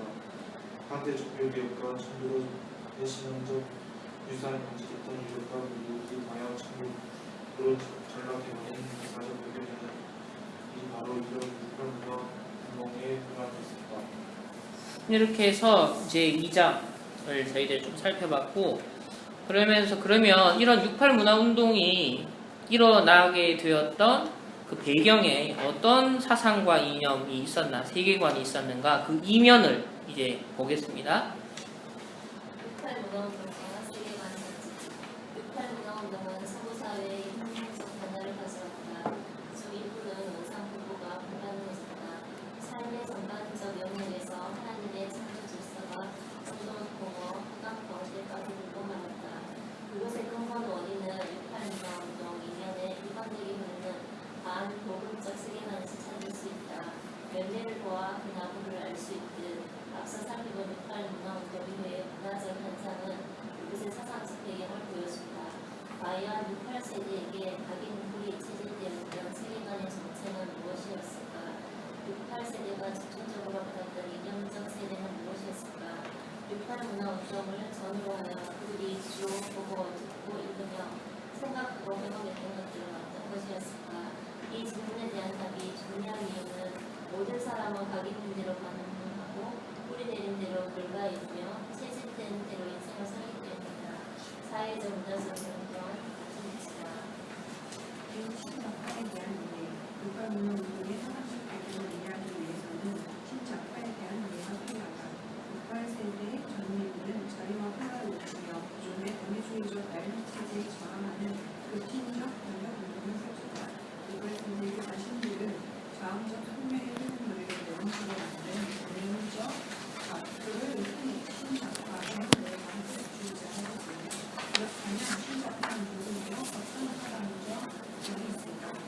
이 쉰자파의 정체성, 쉰자파는 제2인터내셔널과 소련 사회주의 세력의 중심의 부자파와는 다르게 자본주의뿐만 아니라 관료주의적 사회주의도 비판을 가하면서 진정한 인간 해방과 자유를 추구한 급진주의자들이었다. 쉰자파는 2차 세계대전 이후 태어난 비유물 세대에 속하는 백인 청년들이 핵심 세력을 이루었다. 그들은 전후의 번영기 속에서 유복한 환경과 부모들의 깊은 관심 속에서 자란 운이 좋은 세대였다. 그럼에도 불구하고 그들은 기성세대와 기존 체제에 대한 불만이 많은 세대이기도 하였다. 인간은 영적인 존재이기 때문에 풍족한 물질만으로는 근본적인 만족에 이를 수 없다. 베이비붐 세대가 대학생이 되는 시기에 때마침 취업난과 장래 문제에 대한 두려움이 대입되었다. 그들은 이러한 자신들의 불만을 쉰자파, 곧 네오 마르크스주의와 소외 개념으로 해석하였다. 결국 이러한 문제를 해결하기 위한 방법은 기존의 미국 중심의 체제, 즉 자유시장 경제인 자본주의 체제를 타도하는 것이라고 생각하였다. 지금 요게 일어나는 거죠. 여러 가지 지금 사회 성장 발전의 한계들이 일어나고 있고 뭐 사회 백미적 현상이 일어나는데 주로 대학가와 또 지성인들이 써내는 글들은 보면 이런 신좌파적인 관점에서 재해석하게 만들어요. 이 봐라. 그래서 자본주의가 문제야. 사회주의 이런 게 대안하는 것이 필요해. 이런 목소리들을 계속 내는 것을 듣고 있어요. 젊은 세대들이. 그러면은 자신의 세대들의 현실을 상당히 이렇게 뭐랄까 좀 다독여주는 그 역할을 다 이런 사상에서 해주기 때문에 지금 이제 선거 결과도 이렇게 나타나는 거고요. 그리고 이런 사람들이 지금 책을 거의 뭐 서점과의 70, 80%를 지금 장악했거든요. 이 사람들의 글들이. 그러니까 나머지 반대쪽을 볼 수 있는 균형 잡힌 글은 또 나오지도 않고 있고 이런 상황에서 여기 보면 소외의 개념을 네오 마르크스주의의 소외의 개념에서 해석했던 것처럼 오늘날 젊은이들이 갖고 있는 현실적 불만과 어려움을 이제 마르크스의 관점에서 안경을 쓰고 자신을 이해하고 사회를 이해하고 이제 모든 것들을 해석하기 시작한다는 거죠. 그럼 이렇게 앞으로 계속 흘러간다면 어떻게 될 것인가? 그리고 뭐 페미니즘 교육을 지금 공교육에다가 남녀 평등 교육이라는 이름으로 지금 넣자라고 하는 것도 더 이제 심각해지는 상황이 온다는 거. 그거는 걸 좀 인지를 하셔야 되고요. 계속 합시다. 그 대안으로 그들이 내놓은 것이 참여민주주의였다. 참여민주주의는 인간의 총체적인 개방이 이루어졌을 때 실현될 수 있는 목표다. 그것은 혁명을 통해 억압과 불편등의 상징인 기성체제를 타구할 때만 달성할 수 있는 목표로 인식되었다. 그러므로 그들은 기성체제의 타도를 정당화할 수 있는 혁명 사상이라며 무엇이든지 설립하려고 했다. 그 때문에 그들은 마르크스주의뿐만 아니라 레닌, 트로츠키, 마오쩌둥, 프로이트, 마르쿠제, 사르트르, 체 게베라 등 여러 사상가들과 무정부주의, 흑인 민족주의, 공동체주의, 히피와 반문화운동, 여성해방운동, 동성애운동, 페미니즘까지도 함께 흡수하였다. 그야말로 진보적 이념의 천체였다. 68세대의 투쟁 이념인 반권위주의, 반제국주의, 반자본주의, 반관료주의, 반소비사회와 같이 다양했던 것은 바로 이러한 배경 때문이다. 신좌파에게 필요한 것은 당장 행동으로 옮길 수 있는 뚜렷한 목표나 구체적인 행동 지침의 제시였다. 그 과정에서 그들은 마르크스주의의 매력을 느낀다. 특히 제3세기의 마르크스주의에 빠져든다. 왜냐하면 마르크스주의는 당시 베트남 전쟁과 제3세계 국가들의 혁명운동에서 실제 살아있는 혁명 이론으로 활용되고 있었기 때문이다. 그래서 중국의 마오쩌둥, 중남미의 카스트로와 체 게베라 같은 제3세기 혁명운동가들은 를 모델로 삼고자 했다. 심지어 베트남의 호치민을 존경한 나머지 자기 나라와 전쟁 중인 베트남 공산주의자들을 격려하기 위해 북베트남을 방문하기도 하였다. 그리고 제3세기 마르크스주의자들의 혁명 조직을 모방하여 무장 게릴라 단체를 조직하였다. 1960년대는 소위 문화적 좌파로 특징 지어지는 신좌파와 그 영향을 받은 학생들이 저항과 혁명을 주도하는 시대적 특징들로 진철되었다. 이때로부터 문화혁명을 위한 신좌파의 진지가 구축되기 시작한 것이다. 신좌파의 목표는 신좌파의 중요한 목표는 서구에서 문화혁명을 일으키는 것입니다. 그 핵심은 사람들의 세계관을 변화시키는 것에서 1960년대 학생운동을 통해 일어난 일련의 광범위한 사건들은 문화혁명의 신호탄입니다. 8세대들은 7, 80년대를 거치면서 정치적, 경제적으로 영향력 있는 자리에 오르게 됐다. 대다수가 그들의 과격한 입장을 수정했지만 아직도 일부는 신자파의 본질적 목표를 향해 문화혁명을 동일하게 수행하고 있다. 우리는 사람의 생각이 잘 변하지 않는다는 경험적 명제에 대부분 공감하는 편이다. 실제 68세대가 느끼고 경험한 빅진주의적, 이상주의적 이념은 더 정교하고 세련되게 포장되어 문화화되고 제도화됩니다. 피터 바이어스 교수의 현장 증언에 따르면 1968년 문화혁명은 믿기 어려울 정도로 급속히 퍼져나갔다. 그 전달자들은 주로 중도적인 젊은 교수, 사회학자, 사회사학과, 그리고 신학자들이었다. 좌파의 대변자들은 각종 대중매체, 학교 교과서, 연주회 평화 시위, 그리고 크고 작은 교회 모임들의 위원으로 활동합니다. 여기에서 그들의 과격한 행동은 정당화되고 당당하게 모호를 했다. 젊은 신자파를 탄하기 위해서는 상당한 위험을 감수해야 한다. 조금이라도 도시적인 변화를 펼치려면 비밀 파시스트로 나가기는 즐겁고 인종차별주의 사건을 보였다. 육발운동의 급진적을 리더했던 오늘의 유대 조직에는 그들의 동지들에게 한 번의 권력을 다 장악하려 하지 않아 충분했다. 마오쩌둥이 중국을 장악하는 데 활용했던 문화혁명주의와 유사하게 긴 행진을 통해 제도의 각 영역을 점진적으로 점령해 들어가는 것입니다. 다음 신자파의 모델 마오쩌둥 치하의 중국, 특히 문화혁명 이후의 중국은 세계 각국의 신자파 그룹들에게 경의의 대상으로 부상하였다. 1966년에 출판된 마오 어록은 1968년 파리에서만 삽시간에 10만 부가 팔리면서 혁명의 경전을 떠올렸다. 파리와 시카고, 밀라노, 베를린에서 마오의 붉은 소책자를 손에 들고 기성체제에 대한 반란을 표명했던 학생들은 오늘날 마오의 호위병이라 부른다. 중국 문화혁명 당시 홍위병들은 착취계급이 각인시켜온 이른바 낡은 문화를 청산하기 위해 실전에 투입되었다. 거의 모든 대학에서 홍위병 그룹이 결성되었다. 모든 반항에는 이유가 있다는 뜻의 조반 유리와 건설 이전의 파괴라는 슬로건을 내건 홍위병 그룹은 모든 망령과 괴물을 몰아내려는 결연한 각오로 도시와 농촌의 거리를 행진하기 시작했다. 마오는 위대한 지도자이자 위대한 스승이라는 칭호를 받으며 베이징에서 100만 명에 이르는 학생과 청년들을 사열했다. 중국의 이 골기 소식은 사진과 영상을 통해 전 세계에 전해졌다. 마오의 생각과 일치하지 않는 모든 것은 낡은 사상으로 낙인 찍혔다. 아래로부터의 혁명을 통해 부르주아 계급이 형성되는 것을 막는 것에 초점이 맞춰졌다. 반혁명 분자 혹은 자본주의 경로를 택한 주동자로 고발된 전국 및 지역의 대표들은 관직에서 쫓겨나거나 공개 자아 재판에 내몰리고 자아 비판에 내몰리고 추방되거나 죽임을 당했다. 중국 문화혁명 당시 지성인이자 기독교인이었던 자오 부사는 이렇게 증언한다. 공자 타도를 부르짖던 당시 홍위병에 의해 수백만 명의 사람이 죽임을 당했고 교사들은 거의 완전히 멸절되었다. 이런 상황에도 불구하고 당시 서독에서는 마오 배지를 달거나 위대한 마오 주석의 경고를 낭독하고 미소 띈 마오 주성화를 세계혁명의 모나리자로 벽에 붙이는 것이 낡아빠진 부르주아 세계 및 낡은 계량주의 수정주의 좌파에 대한 가장 명확한 안티테제로 간주되었다. 그럼 대체 무엇 때문에 문화혁명이 그렇게 매력있게 보였던 것일까? 어젠가요 아랫게 중국에서 어떤 여자 자살을 한다고 백화점 인원에서 뛰어내린다 했을 때 사람들이 밑에서 막 박수치고 왜 안 뛰어내냐고 빨리 뛰어내리라고 했었잖아요.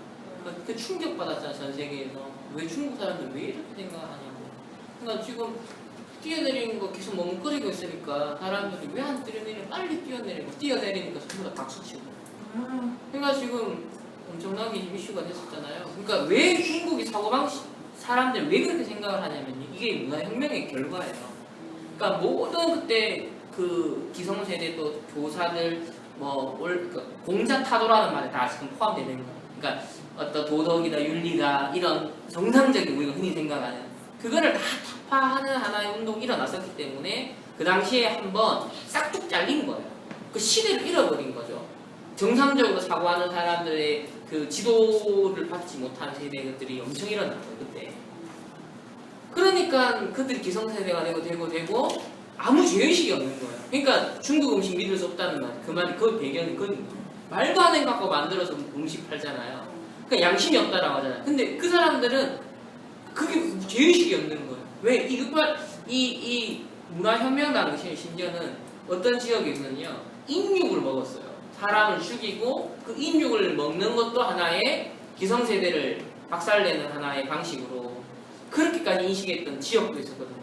그러니까 되게 무시무시했었어요. 그런 것들을 감안하시면 중국에서 일어나고 있는 그런 며칠 전에 있었던 그런 사건들에 대한 왜 사람 자살하는 뛰어내리니까 전부 다 밑에 있는 사람이 박수 치고 환호하고 이게 진짜 어이가 없는 거잖아요. 근데 이런 걸 아시면 중국의 그러니까 공산주의 사회주의 사회는 오로지 물질 중심이잖아. 영적인 거 인정을 안 하잖아요. 그러니까 물질 중심이니까 사람 목숨이 아무것도 아닌 거예요, 사실. 그리고 이런 문화혁명을 통해 권위주의 기존에 올바르다라는 어떤 자체 개념이 한번 싹둑 잘린 적이 있었기 때문에 그 여파가 지금까지도 남아있다라는 거예요.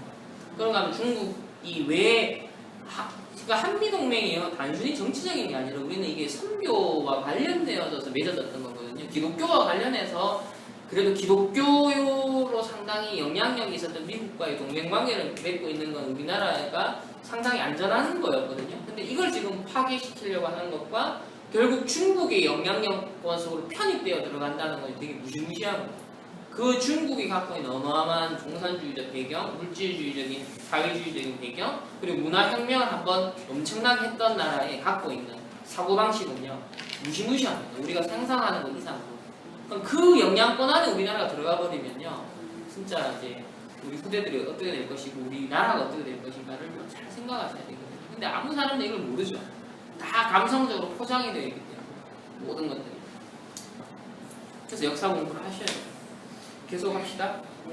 마오쩌둥의 문화혁명은 놀라운 혁명 전략을 전개하였다. 그는 존재가 의식을 창출하지 않고 의식이 정치 행동을 통해 존재를 결정한다는 전제에서 출발한다. 즉 어떤 세계관을 각인시키느냐가 중요하다는 것이다.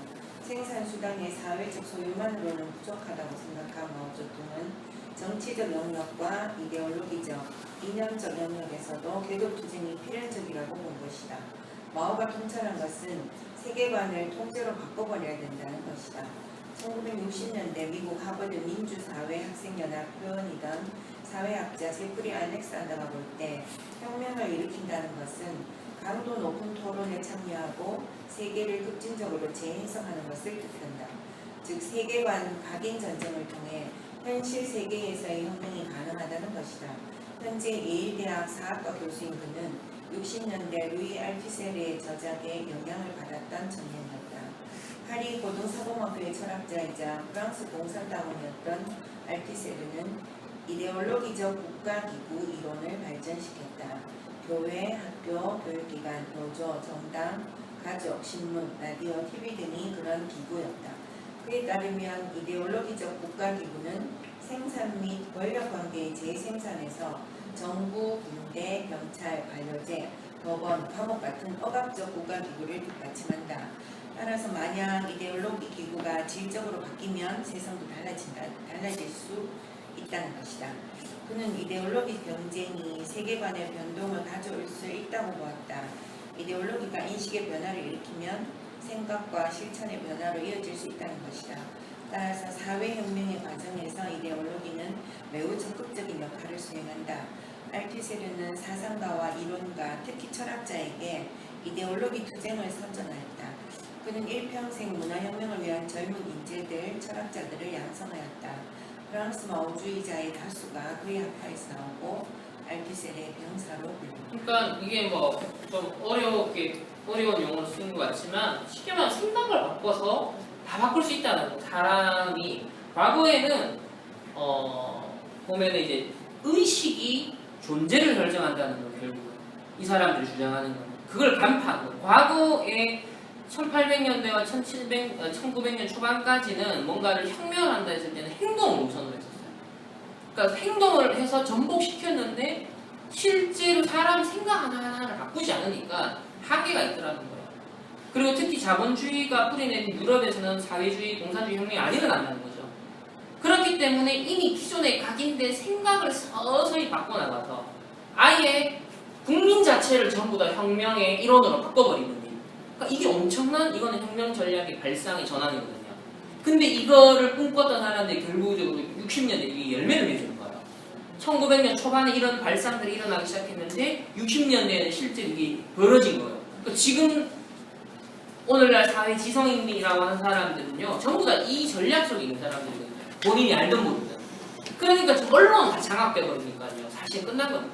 SNS 시대에는 모든 게 연결되어 있기 때문에 결국 언론을 누가 장악하느냐에 따라서 대다수의 국민들을 휘두를 수 있거든요. 그게 이 이데올로기 기구 중에서도 언론이 가장 막강한 기구고, 그리고 교육기관 장악하고, 언론 장악하고, 그리고 이제 실제 행정도 장악했잖아요. 이제 법까지 장악하는 거예요. 이러면 이제 사실 게임 오버인 겁니다. 여기에 누가 들어가느냐. 그러니까 그들이 만들어내는 뉘앙스의 글들, 말들, 분위기, 여론이요. 대다수 사람들은 그런갑다 따라간단 말이에요. 대충 몇몇 주위 사람을 반응 보고 따라갈 수밖에 없거든요.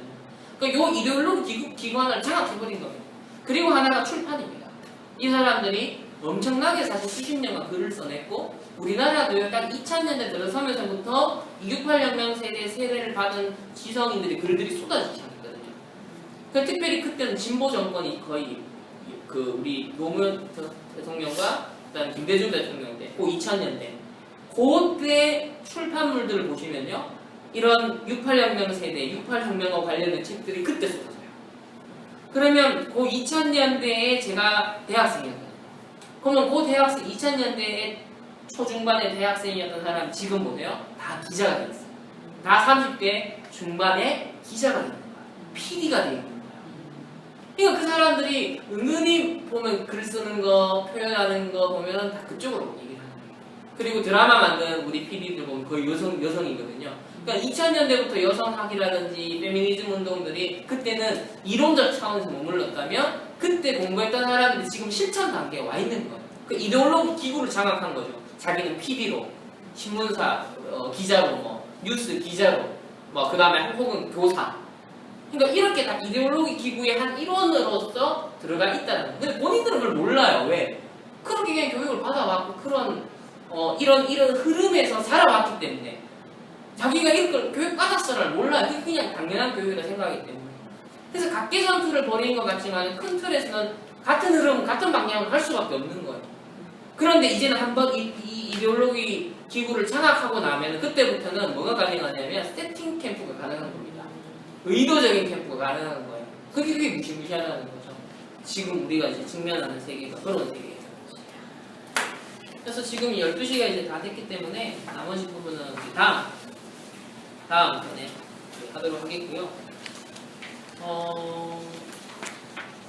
혹시 우리 마지막으로 질문, 오늘 학관 내용 중에서 조금 피드백, 잠시 질문 혹은 여기에 대한 피드백만 잠시 나누고 뵙고 이거 오늘 마치도록 하겠습니다. 그러면 네. 이게 지금 유럽 전반 68혁명이 네. 일어났던 그게 지금 현재 우리나라 시점과 비슷하잖아요. 그렇죠. 그러면 유럽하고 지금은 유럽식은 한 어떤 상황이지? 지금의 유럽은요? 네. 지금의 유럽은 90년대까지 그게 계속 발전했었어요. 68혁명이가 열매를 맺은 거죠. 계속 열매 맺어서 제도, 문화, 법. 그러니까 흔히 우리 유럽 영화를, 프랑스 영화를 무슨 영화라 생각해주고 프랑스 영화는 딱 떠오른다는 거예요. 예술 영화라는 거예요. 그럼 예술 영화는 딱히 뭐예요? 또라이 같은 생각을 영화로 만드는 거죠. 혹은 외설. 재미없으면서 근데 표현은 엄청나게 이렇게 보면 외설적인 거 있잖아요. 그죠? 성적인 거. 그게 때 68혁명 세대 이후로 나타난 거예요. 프랑스 영화 원래 그런 게 아닌 거예요. 68혁명 이후로 그래서 칸느 영화제나 이런 영화제들도 그런 쪽을 자꾸 띄울 수밖에 없게 되는 거죠. 예술 영화 하는 딱 프랑스 영화. 그러니까 이런 식의 현상들이 나타나는 겁니다. 그리고 결혼 안 하고도 프랑스, 독일 같은 경우는 그냥 동거하는 거에 근데 혜택을 받잖아요. 실제로 세제 혜택을 받잖아요. 이런 변화들이 지금까지도 이어지고 있고요. 그러니까 이런 것 폐해가 생겨나다 보니까는 거기에 대한 반작용으로서 보수 정권에 대한 고소가 있었던 게 그게 2000년대 초반이었어요. 그래서 프랑스에도 사르코지 대통령이 나왔던 것이고, 그리고 그 우파들이 막 대두가 되고 오히려 이 타인종 혐오주의가 그래서 대두가 된 거예요. 그래서 한편에서는 극우라 그래서 나치를 다시 옹호하는 세력이 그래서 나온 거예요. 유럽에서. 그러니까 그런 배경에서 대두가 된 겁니다. 그런데 지금에는 그 프랑스 젊은 대통령 마크롱 대통령 중도잖아요. 그러니까 프랑스도 중도를 지금 선택하는 거예요. 현재는. 그러나 그 이면에는 이미 68혁명의 흐름과 완전 극우적인 흐름이 충돌하고 있는 그런 배경이 유럽에 전반적으로 일어나고 있다. 그럼 이제 한국은 이제 상륙한 거예요. 지금 이제 우리가 우리가 갈 길을 보시는 거예요. 이거 이제 그대로 코스를 보시는 거예요. 지금 50년 뒤에 지금 일어나는 일이잖아요. 지금 한국이 치면. 그쵸. 그때는 SNS나 인터넷이 없었기 때문에 오래 걸린 거죠. 이게. 점진적으로 퍼져가는 거지만 지금은요. 이게 10년 안에도 다 이루어질 일이에요. 5년 안에도 순식간에 이루어질 일인 거예요. 이게. 보세요. 동성애다, 뭐 인권운동, 페미니즘 운동 언제부터 그랬다고. 근데 어느 순간 지금 2, 3년 사이에 뉴스를 도배하고 SNS를 도배하잖아요. 이제는. 그러니까 이게 SNS라는 환경은 순식간에 모든 걸 전파하기 때문에 이 흐름이 엄청나게 빠르게 진행된다는 거예요. 이 흐름이. 그리고 이런 관련된 책들이 지금 엄청 우리나라에도 국내에도 번역이 되어 있고 또 이런 관련 서적들이 대학가에 많이 읽히고 있고 교수들도 많이 가르치고 있기 때문에 이제 그런 애들이 각 분야에 이제 진출을 하게 될 경우 이미 그래 됐고 또 더 그렇게 될 세대들. 왜 지금은 보면 박근혜 대통령 탄핵 전국을 한번 겪어서 뭔가 뭉쳤고 촛불 들고 나갔을 때 이거 뭔가 할 수 있구나라는 경험하는 세대. 그럼 이걸 얼마나 또 스토리텔링에서 지금 백서들이 나오잖아요. 이걸 엄청나게 또 감성적으로 포장을 해서 뭔가 인간의 위대한 승리로서 지금 막 책들 쏟아지죠. 그럼 이거 전국에 고소가 다 배포가 됐거든요. 이런 것들이 그래서 베이스에 깔리고 있죠. 뭐 그 다음에 268년 세대 때 일으켰던 책들도 지금 출판 다시 되고 있고. 그러면 사실 눈 뜨고 보면 이 교육이요, 무슨 진보 교육관이 대구 이 경상도법 빼고 싹 그냥 초토화됐잖아요. 이게 다 증명해 주는 거예요. 그럼 그게 다 제도권 속에 들어갔다는 거고 앞으로 더 교육 커리큘럼 속에 묻어서 가서 아이들의 세계관을 바꾸는 거죠. 지금 이 전략, 문화 전략인 거 완전 세계관을 바꿔버리는 거예요. 그러면 뭐 옳고 그름 판단할 것도 없이 받은 교육이 다기 때문에 그냥 걔 존재가 돼버리는 거예요. 이걸 알아야 교회가 알아야 되고 렘넌트 운동을 알아야 그래야 왜 렘넌트 운동이고 왜 교사고 왜 우리가 뭐 청신사역이다 렘넌트 치유사역이다 뭐 이게 의미가 있는 거예요. 렘넌트 운동이라는 것이 방주 운동이라는 것이 이 작업을 빨리 우리가 공감하는 사람들이 많이 나와서 정말 전략적 대비가 필요하고 교회가 우리 다락방 전체적으로도 파라 차원에서 참 이런 부분들이 필요하다. 그나마 원래 이런 특강들을 하는 심부름하게 하시면서 태영아부터 청년 그리고 심지어 총회장 목사님들까지 해서 거의 전반적으로 한 번은 돌았어요. 그러니까 캠프라는 그런 것을 일단 한번 전체를 듣게 해라. 전체를 한번 밟는 건데 그런 의미에서 이런 주제가 다락방 내부적으로는 전체가 한번 이렇게 퍼지게 된 계기가 됐고 그 다음에 임마누엘 서울교회 그리고 이제 유튜브 보니까 올라가 있는 게 제일 RUTC 올라간 게 한 13,000명 정도 이렇게 봤더라고요. 그러니까 전반적인 인식은 상당히 퍼졌다.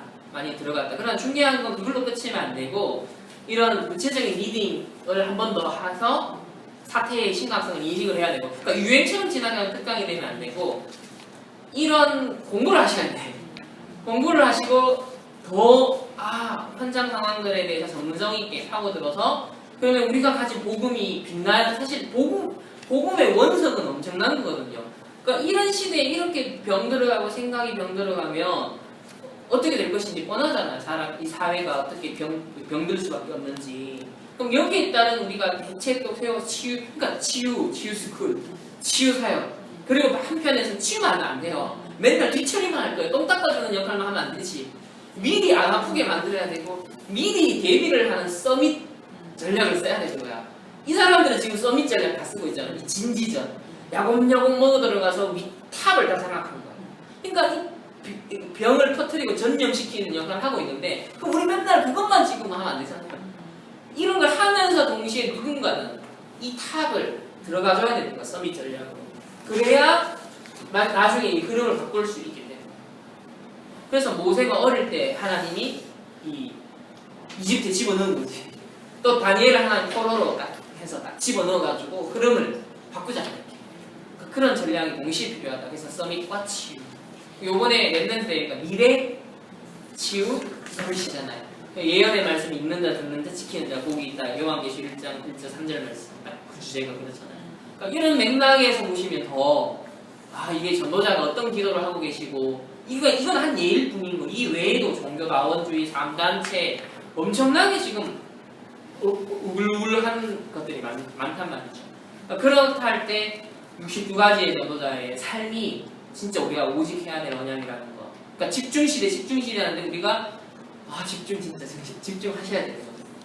왜? 얘네들은 엄청난 한을 갖고 엄청나게 자기 욕망을 위해서 불살르고 있는 사람들이고 그 창세기 3장인 거죠. 그리고 나를 위해서, 육신을 위해서, 성공을 위해서 바벨탑을 쌓는 인생. 그러니까 바벨탑의 특징이 언어가 하나고 같았다 했잖아요. SNS 시대가 딱 그건 거예요. 말이 통하잖아요. 한이 통하잖아요. 상처가 통하잖아요. 그러니까 공감되니까 뭐예요? 이게 세워지는 거예요. 시스템으로서 우뚝 서는. 그러니까 페미니즘 책들 보세요. 지금 계속 쏟아져. 제일 유명하게 그 82년생 김지영 그 책부터 시작해서 엄청 쏟아지고 있거든. 근데 그런 것들 속에 보면 사람들은 다 공감될 수밖에 없어요. 왜? 인생 스토리고 다 우리나라 여성들이 공감할 수밖에 없는 어머니 세대들의 아픔과 그걸 다 서론적으로 다 다루고 있기 때문에. 그러나 이런 책들 이면에 사실은 이게 다 깔려있거든.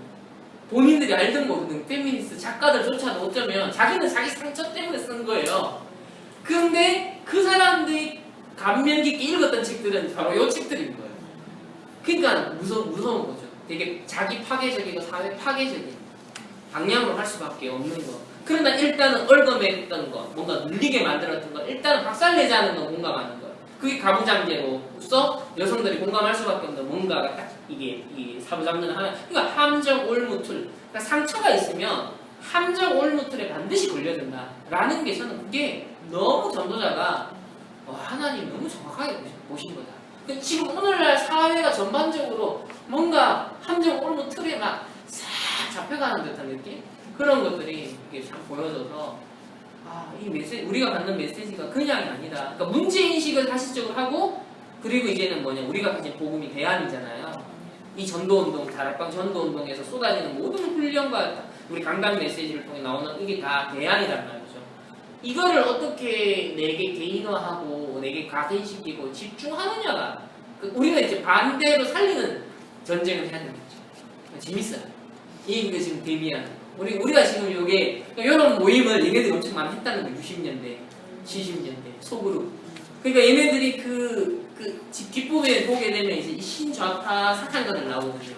그러니까 이 사람 책들 서로 읽고 토론하고 전략 세우고 이걸 수십 년만 하고 이 사람들은 그냥 지금 결과가 나타난 게 아니라는 거예요. 거의 100년 결과에 알고 보면 이 그람시라는 사람은 1900년대 초반 인물이에요. 진지전 해야 된다. 기동전으로 하면 안 된다. 단순히 그냥 이게 팍 하는 게 아니라 오래간 준비를 해서 야곱야곱 먹어 들어가야 돼. 사람들의 생각을 조금씩 바꿔야 돼. 진지전을 펼쳐라 했는데 그 안토니오 그람시의 진지전 개념을 정신적으로 이념적으로 계승하는 제자들이 수십 년간 이어진 결과 나온 거예요. 그래서 우리가 이 전도자의 언약도 마찬가지고 전도 신학을 정립하는 것도 마찬가지인 거예요. 왜? 누군가 그걸 계승하는 사람이 나오면 이 전도자의 메시지를 실현시킬, 더 발전시킬 누군가가 또 나올 거기 때문에 언약 전달이 계속 될 거기 때문에 그 언약의 여정이 중요한 거죠. 그러니까 이 사람들 역시도 그들 나름의 틀린 언약의 여정을 한 결과 지금은 서밋까지 가는 겁니다. 사실 이 사람들요, 제가 대학 다닐 때만 해도 여성학은요 인기 없었거든요. 그냥 페미니즘? 아이고 이 우스갯소리로 되게 이렇게 했던 그런 분위기였어요. 사실 이 지성계에서. 근데 이게 10몇 년이 흐르면 20년이 거의 가까이 흘렀잖아요. 지금 보세요. 이제는 막 목소리를 만몇 천 명 1차 페미니즘 첫 집회 때 만 몇 천 명 모였고 2차 집회 때 4만 몇 천 명 모였죠. 7월 7일 날 3차 모임이에요. 여기 막 10만 명 이상 모이겠다. 지금 이런 분위기거든요. 그러니까 이런 식으로 계속 운동을 펼치면 정치적으로 이게 영향이 가요. 그리고 그걸 SNS로 목격하고 언론에서 목격하는 애들은 쫄게 되는 거죠. 이렇게 그쪽으로 암묵적 동의, 적극적 지지는 않았는데 암묵적 동의 내는 말 안 하고 아예 괜히 말했다가 당하지 않아야지 이렇게. 그러니까 그건 동조거든요. 돌 맞을 거야. 그런 식으로 가고. 그리고 또 한편에서는 또 혐오, 지금 남성들 중에서 이 페미니즘에 대한 굉장히 혐오적인 대립 구도가 지금 형성되잖아요. 그럼 또 이쪽에서 가만 안 있잖아요. 그러니까 서로가 이게 자꾸 가는 겁니다. 그러니까 이것도 문제고 저것도 문제예요. 사실은 알고. 그럼 이 썩은 생각, 추구 상처 있는 생각들을 치유를 뭘로 할 거예요. 그러니까 이게 그것 말고는 답이 없다라는 게 지금 이 시대의 상황인 겁니다. 그러니까 정신병이 깡개 정신병이 아니라 이게 양측이 다 정신병으로 가는 거예요. 점점점 그렇게 가다 보면 제정신 아니게 되기 때문에 그게 정신병이지. 기존의 고전적인 정신병뿐만 아니라 여기에 자기 상처와 뭔가 이거를 안 놓치려고 하는 쪽이 있을 거고 또 그거에 대해서 반대로 막 욕하는 쪽이 나오면 서로가 감정이 격해지다 보면 제정신 아니게 가는 겁니다. 그러니까 독일의 나치가 그런 식으로 나온 것이고 결국은 히틀러에 의해서 유대인들을 그렇게 학살하게 된 배경이 그렇게 시작된 거예요.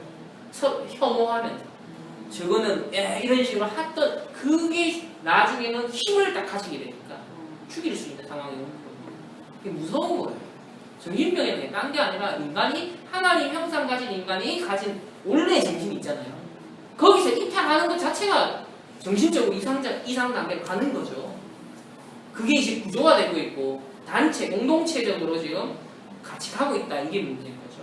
그러니까 이걸 아시고 계속 좀 인도를 받으셨으면 좋겠고 아마 다음번 우리 혹은 다음 달 내지 그 다음 달이나 이거를 그러면 개인적으로 가져가시면 다음번 가져오시려나? 네, 이거 복사하기 힘듭니다. 힘들죠. 그러니까 모으죠. 우리 사모님 모아주셔서 이름 적어서 네, 그래서 그래야 다음에 있을 때 떠오지. 네. 그렇게 하시면 될 것 같아요. 기도하고 마무리해 주신 하나님 감사합니다. 정말 많은 전도자들이 있지만 또 오늘 이 시간 또 이곳에서 정말 중요한 내용들을 또 함께 나누며 또 전도자로서의 우리의 정체성 또 하나님 우리에게 주신 복음 또 렘넌트 운동이 얼마나 가치 있고 또 시대에 정말 필요로 것인지를 저희가 다시 한번 공감하면서 언약의 여정을 일심전심 지속으로 집중으로 할 수 있도록 하나님 인도하여 주옵소서. 또 이번 여름에 각 개교회와 또 우리 전체 다락방 전도운동에 중요한 행사들 또 우리 수련회들이 있습니다. 특별히 렘넌트 대회가 있습니다. 하나님 이 속에서 정말 이 시대를 향한 하나님 로마도 보여야 했던 것처럼 미래를 내다보며 치유의 여정, 서밋의 여정, 그 언약의 여정을 정말 걸어갈 수 있는 우리 모든 전도자들 렘넌트 될 수 있도록 하나님 인도하여 주시옵소서. 감사드리며 살아계신 예수 그리스도의 이름으로 기도합니다. 네, 감사합니다. 감사합니다.